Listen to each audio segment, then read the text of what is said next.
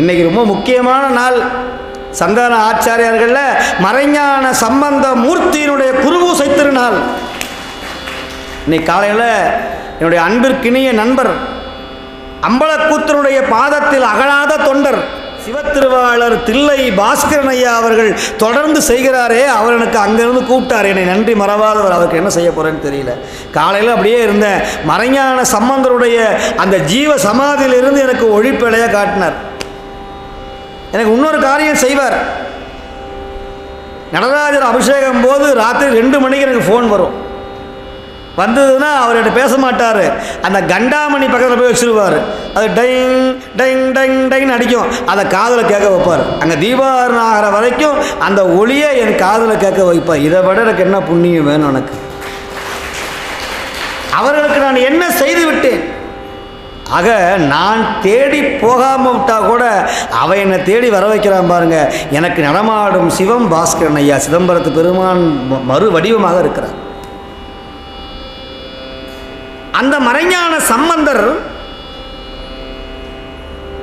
அருள்நந்தி சிவாச்சாரியாருடைய சீடராக இருந்த மறைஞான சம்பந்தர், உமாபதியாருக்கு குருவாக இருக்கிற மறைஞான சம்பந்தர்,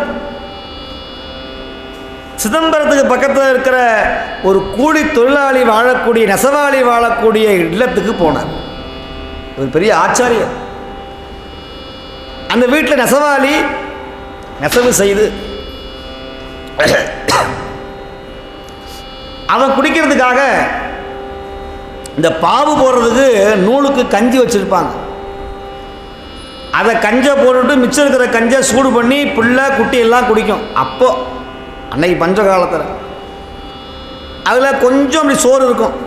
ஒரு கரண்டி சோத்தை போட்டு உப்பு கல்லை போட்டு அடுப்பில் வச்சு அந்த கஞ்சை சோத்து கஞ்சை நூலுக்கும் பாவுக்கும் போட்டுட்டு தன் வயிற்றுக்கும் சாப்பிட்ற ஏழை நெசவாளி அப்படி மண் கலசத்தில் வச்சுக்கிட்டு சடக் சடக் சடக் சடக்குன்னு கையில் காலையும் மிதித்து நெஞ்சுக்கிட்டு இருக்கார்.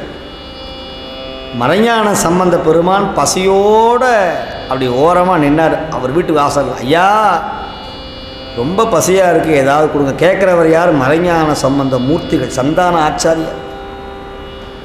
அந்த உள்ளே இருக்கிற ஏழை நெசவாளி தொண்டர், சுவாமி நாங்கள்லாம் ஏழை நெசவாளிங்க, இந்த கஞ்சி காலையில் வடித்த கஞ்சிங்க, பசகாய்ச்சல கஞ்சி, இது மிச்சம் நூலுக்கும் பாவுக்கும் போட்ட பிறகு நாங்கள் வயிற்று நிற்பதற்காக